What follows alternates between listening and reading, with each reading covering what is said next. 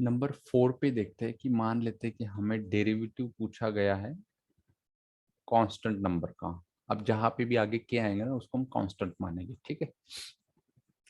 मान लेते हैं कि डेरिवेटिव पूछा जाए कांस्टेंट का। अब इस कांस्टेंट में वेरिएबल तो है ही नहीं, वेरिएबल है क्या? नहीं है। तो इसका मतलब सिर्फ और सिर्फ कांस्टेंट अकेला होगा तो उसका डेरिवेटिव जीरो होगा। उसका डेरिवेटिव कितना होगा? जीरो। अब आप बोलेंगे सर यहाँ पे भी तो कांस्टेंट था, लेकिन बेटा यहाँ पे जो कांस्टेंट था ना वो मल्टीप्लिकेशन में था किसके साथ? यू के साथ। और यू क्या है? वेरिएबल है, मतलब उसमें एक्स की टर्म होगी। के तो प्योर कांस्टेंट है। तो अगर अकेला खुद के आता है, मतलब मान लेते कि किसी ने पूछ लिया आपको कि डेरिवेटिव ऑफ टू बताओ, तो आप क्या बोलेंगे? ये जो टू है ना ये तो कांस्टेंट है, इसमें एक्स तो है ही नहीं। एक्स नहीं है तो ये कांस्टेंट है, और कांस्टेंट का डेरिवेटिव जीरो होता है। और वही अगर मैं बात करूं कि डेरिवेटिव ऑफ एक्स को टू एक्स स्क्वायर क्या होता है, तो यहाँ पे आप देखोगे कि नहीं सर, सिर्फ कांस्टेंट नहीं है, कांस्टेंट के साथ वेरिएबल है एक्स स्क्वायर। तो इस टू को बाहर निकालें, टू इंटू फिर डेरिवेटिव निकालेंगे हम एक्स स्क्वायर का, और वो क्या होता है वो आगे पढ़ेंगे। लेकिन अभी तो बस रूल के ऊपर फोकस करना है कि ऐसे भी रूल होते हैं। फिर आगे नंबर 5 उसको हम बोलेंगे प्रोडक्ट रूल। प्रोडक्ट रूल क्या होता है? प्रोडक्ट रूल जैसे मान लेंगे कि हमें डेरिवेटिव पूछा गया है, दो फंक्शंस है और दोनों फंक्शंस का मल्टीप्लिकेशन है। ध्यान दीजिएगा यहाँ पे। अब जैसे एडिशन सब्ट्रैक्शन में होता था वैसे यहाँ पे नहीं होगा।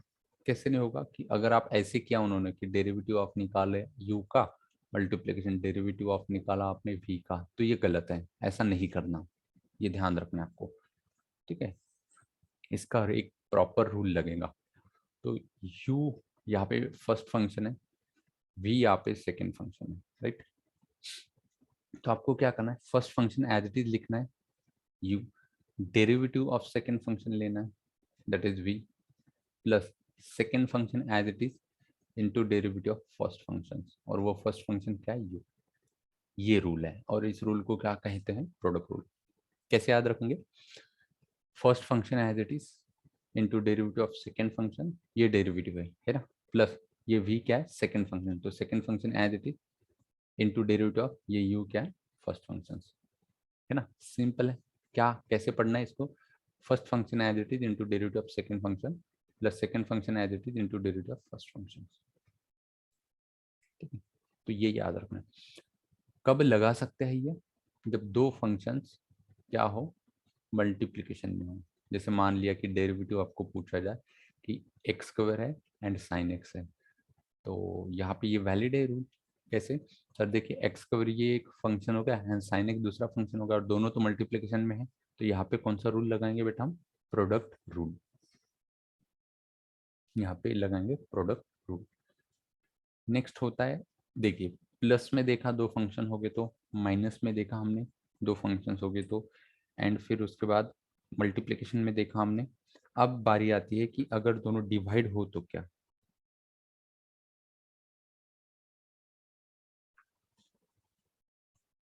डिवाइड में हो तो क्या? तो उस रूल को बोलते हैं क्वोशंट रूल।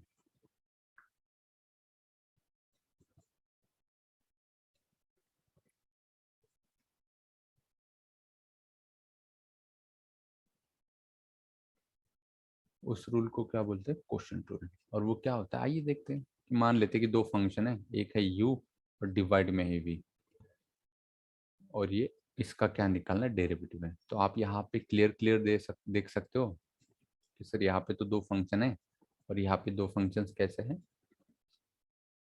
डिवाइड में। एक न्यूमरेटर एक डिनोमिनेटर, तो इसको कैसे सॉल्व करेंगे? तो अगेन यू को जो है 1 मिनट के लिए मैं फर्स्ट फंक्शन बोलता हूँ और वी को सेकंड फंक्शन बोलता हूँ। सर ऐसा क्यों बोलना है? ऐसे बोलने से याद रखने के लिए इजी हो जाता है। जैसे इसको क्या पढ़ाया था मैंने? First as it is derivative of second plus second as it is derivative of first, मतलब जल्दी याद हो जाता है। तो इसलिए, और वही यू भी अगर याद रखोगे तो वो भी सिंपल है, लेकिन याद रखने में दिक्कत होगी। कैसे? U into derivative of v plus v into derivative of u, है ना, ऐसे भी याद रख सकते हो। यहाँ पे क्या होगा? तो स्टार्ट करना है सेकेंड फंक्शन से, तो second function as it is into derivative of first function, ठीक। u मतलब फर्स्ट फंक्शन, यहाँ पे होगा माइनस। अब first second as it is derivative of second, यहाँ पे क्या हो, second as it is derivative of first minus first as it is into derivative of क्या होगा, सेकेंड। एंड लास्ट में यहाँ पे डिवाइड भी करना है, सिर्फ इतना ही नहीं, whole divided by second function का स्क्वायर। सेकेंड फंक्शन क्या माना हमने, वी स्क्वायर। ठीक है, जब इसके ऊपर क्वेश्चन हो गए तो बहुत ज्यादा डिटेल में समझ में आएगा। अभी तो फिलहाल आपको सिर्फ समझना है कि हो क्या रहा है।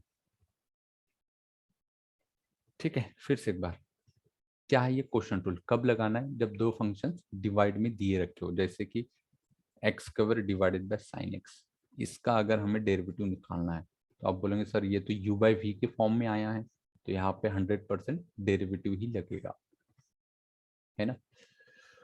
तो जो न्यूमरेटर वाला रहेगा उसको हम बोलेंगे फर्स्ट फंक्शन, और जो डिनोमिनेटर वाला रहेगा उसको बोलेंगे हम सेकेंड फंक्शन। तो याद कैसे रखेंगे इसको, तो सेकेंड फंक्शन से स्टार्ट करना है। तो second function as it is into derivative of first function minus first function as it is into derivative of second function whole divided by second function का स्क्वायर। मतलब ये पूरा रूल सेकेंड फंक्शन से start होता है and second function से ही and होता है। यहाँ पे भी सेकेंड फंक्शन, यहाँ पे भी सेकेंड फंक्शन, यहाँ पे भी सेकेंड फंक्शन, ऐसे याद रख सकते हो। ठीक है, तो इतने जो रूल है ना वो इम्पोर्टेंट होते हैं। फिर से एक बार देखेंगे क्या क्या देखा अभी तक हमने। सबसे पहली बात हमने देखा कि एडिशन वाला रूल। देखिए कि अगर दो फंक्शन है, एक है u दूसरा v, और बीच में जो सिंबल है वो है एडिशन, मतलब एडिशन से दो फंक्शन जॉइंट हैं, तो हम सिंपली क्या कर सकते हैं, उनका डेरिवेटिव सेपरेट कर सकते हैं। इसको बोलते हैं डेरिवेटिव सेपरेट करना। बीच में प्लस है तो प्लस, सेकेंड रूल तो यही है कि माइनस है तो डेरिवेटिव अगेन सेपरेट किया जा सकता है, बिल्कुल सही है, माइनस है तो माइनस होगा। थर्ड देखा हमने कि कोई फंक्शन है u एंड कोई कांस्टेंट है k, तो उसका डेरिवेटिव अगर निकालना है तो हम ये जो k कांस्टेंट है ना इसको हम आउट ऑफ डेरिवेटिव ले सकते हैं, और फिर सिर्फ और सिर्फ डेरिवेटिव किसका निकालना है हमें, फंक्शंस का, दैट इज जिसमें वेरिएबल है u का। फोर्थ नंबर पे लिखा गया है कि अगर सिर्फ k का हमें डेरिवेटिव निकालने को कहा जाए और k कांस्टेंट है तो उसका हमेशा जीरो आएगा, उसका कितना आएगा, जीरो आएगा। नंबर 5 पे प्रोडक्ट रूल। प्रोडक्ट रूल कब यूज करना है, जब दो फंक्शंस मल्टीप्लिकेशन में हैं एंड हमें दोनों का डेरिवेटिव निकालना है, तो प्रोडक्ट रूल लगाना है। कैसे याद रखेंगे प्रोडक्ट रूल, तो जो फर्स्ट लिखा हो उसको फर्स्ट फंक्शन, जो बाद में लिखा है उसको सेकंड फंक्शन।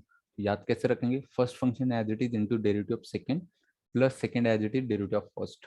उसके बाद क्वोशिएंट रूल कब लगाना है, जब दो फंक्शंस न्यूमरेटर और डिनोमिनेटर के फॉर्म में हो, ए बाय बी के फॉर्म में हो, तो जो न्यूमरेटर वाला होगा उसको फर्स्ट बोलिए और जो डिनोमिनेटर वाला रहेगा उसको सेकंड बोलिए। क्वोशिएंट रूल में माइनस होता है and whole divided by second function का स्क्वायर होता है। अब इसको कैसे याद रखेंगे, again second function as it is derivative of first minus first as it is derivative of second and whole divided by second function का स्क्वायर है। याद रखिए डिवाइड में सेकंड फंक्शन का स्क्वायर है, इतना याद रखना। ये होगा इंपॉर्टेंट रूल। बताइए सभी को क्लियर है से हाँ या ना। Yes sir. Yes sir. Yes sir. Yes sir. ठीक है, एंड इनिशियली इसके ऊपर बार बार प्रैक्टिस करते रहे। मैं आपको सजेस्ट करूँगा कि ये बहुत इंपॉर्टेंट है physics point of view, maths point of view, और कहीं पे भी ये घुमा के आ सकता है।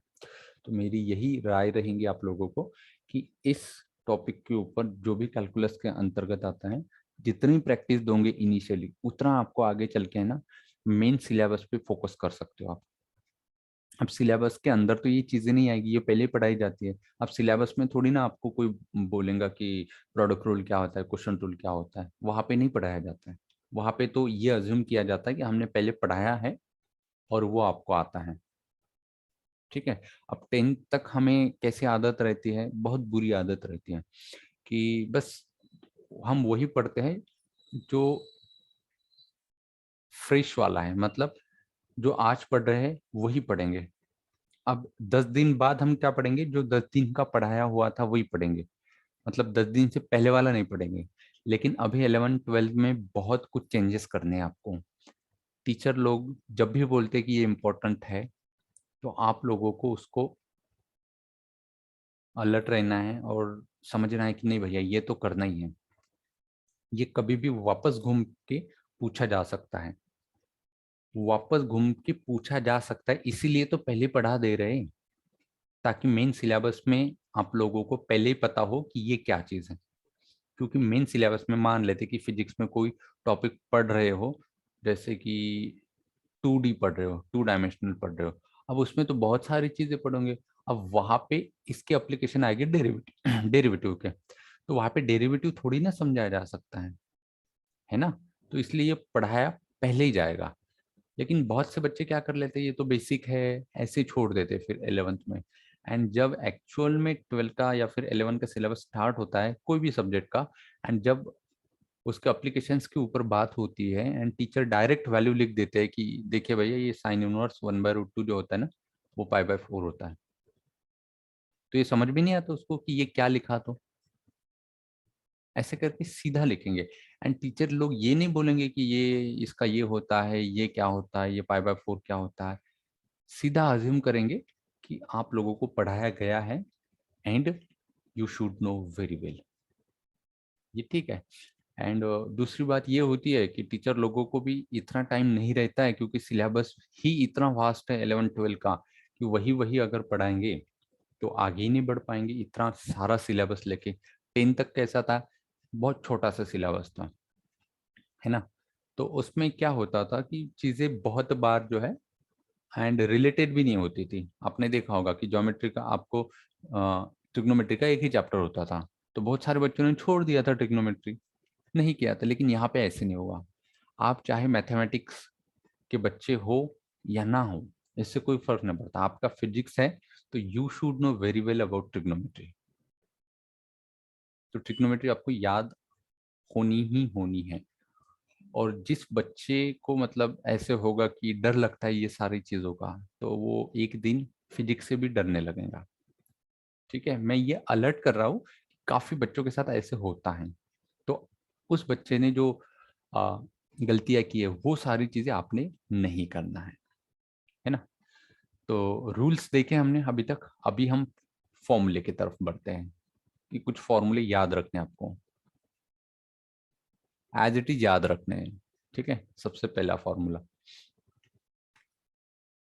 Derivative of x raise to the power n, और सबसे प्यारा एंड सबसे अच्छा फॉर्मूला यही है। इसके ऊपर बहुत सारे क्वेश्चन बनेंगे। x raise to the power n, यहाँ पे x क्या होगा, वेरिएबल, एंड n क्या होगा, उसकी पावर होगी, उसका पावर होगी n, जैसे -1 माइनस प्लस कुछ भी हो सकता है ना, रियल नंबर हो सकता है, p/q के फॉर्म में भी हो सकता है, रैशनल इरेशनल कुछ भी हो सकता है वो। तो इसका आंसर क्या होगा, जो भी पावर है उसको सामने लेके आइए and x raise to the power n-1 होगा। ये देखिए, ये इसका आंसर होगा। क्या याद रखना है, जब भी कभी ऐसे फॉर्मेट में क्वेश्चन आएगा और उसका हमें क्या निकालने को कहा जाएगा, डेरिवेटिव, तो क्या करना है, जो भी उसका पावर है उसको सामने लेके आइए एंड अब पावर जो है वो एक से क्या कीजिए, माइनस कीजिए। That's very simple. जैसे फॉर एग्जांपल कि किसी ने पूछ लिया आपको कि भैया derivative of x raise to the power 4 बताइए, तो आप सिंपल लॉजिक से पूछ सकते हो कि सर यहाँ पे n की वैल्यू 4 है, तो 4 सामने आएगा और x raise to the power 4 की वैल्यू 1 से कम हो जाएगी, वो कितना आएगा, 3 हो जाएगा। दैट्स इट, आंसर आ गया। ठीक है, ये होगा पहला रूल, पहला फॉर्मूला। सेकंड नंबर का फॉर्मूला देखते हैं कि derivative of a raise to the power x, exponential function है a raise to the power x, तो ये क्या होगा, a raise to the power x into log a, where a is the constant and x is the variable। ठीक है, a का power जो है वो कितना आया, x आया, तो आंसर क्या है, a raise to the power x as it is. देखो यही एज इट इज आया, सिर्फ मल्टीप्लीकेशन में log a आया। अब आप बोलेंगे सर एग्जांपल लेके समझाइए, तो एग्जांपल अगर मान लिया कि मैंने derivative of 2 raise to the power x आपसे पूछ लिया, तो क्या होगा, तो 2 raise to the power x as it is into log क्या होगा, एक की जगह पे यहाँ पे कौन है, तो आप बोलेंगे सर 2 है।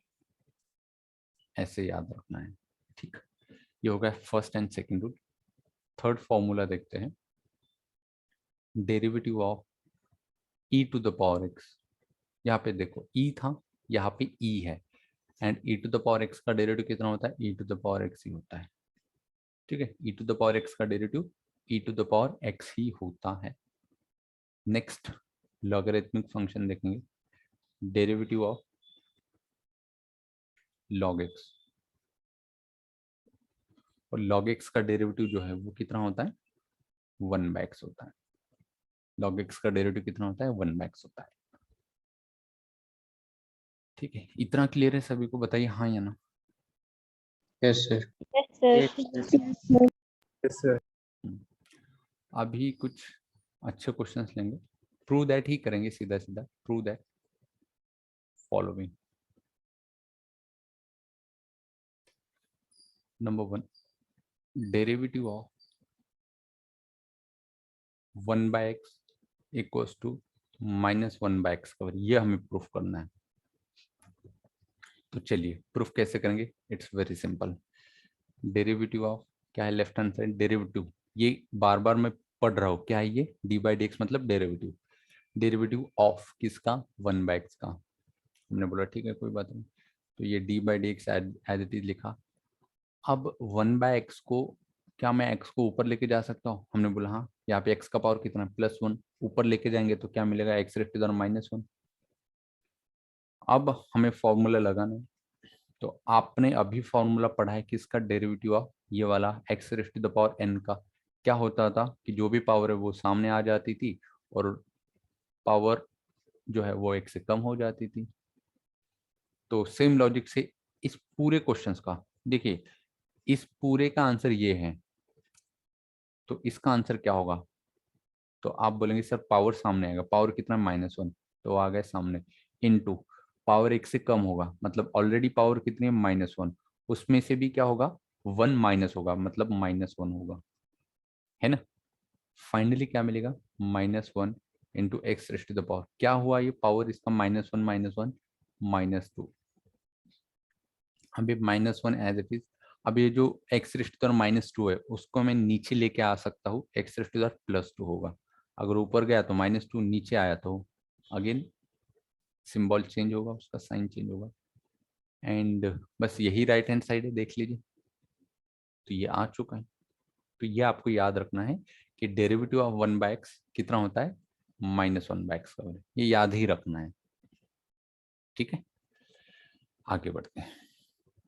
ये था पहला प्रूव दैट। सेकेंड नंबर का देखते हैं प्रूव दैट का, कि derivative of √x equals to 1/2 √x, ये प्रूफ करना है। कैसे करेंगे, सिंपल है, अगेन लेफ्ट हैंड साइड लेंगे, लेफ्ट हैंड साइड में क्या, डेरिवेटिव ऑफ √x। अब derivative as it is, √x को हम क्या लिख सकते हैं, x⁻² कितना होता है, हाफ होता है। अब जिनको पता नहीं उनके लिए मैं बता दूं, स्क्वायर रूट ऑफ x मतलब x का पावर कितना, half. Cube root of x मतलब क्या होगा, क्यूब रूट ऑफ x मतलब x का power 1/3। Fourth root of x मतलब क्या होगा, x का पावर 1/4। ये याद रखना है।